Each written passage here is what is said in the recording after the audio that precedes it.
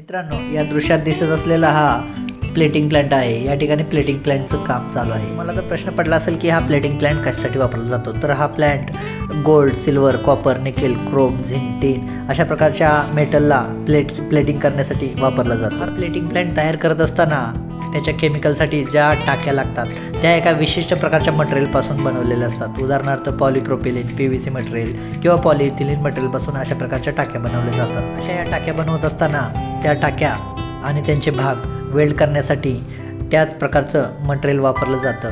एका विशिष्ट गनच्या साहाय्याने त्याला पर्टिक्युलर टेम्परेचरमध्ये वितळवून त्या टाक्या या गनच्या साहाय्याने वेल्डिंग केल्या जातात.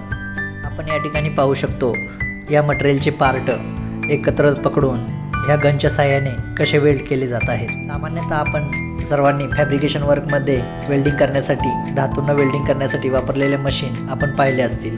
मेग machine, TIG machine, laser welding machine अशा प्रकारच्या मशीन आपण नॉर्मली इथं प्रत्येक ठिकाणी पाहतो.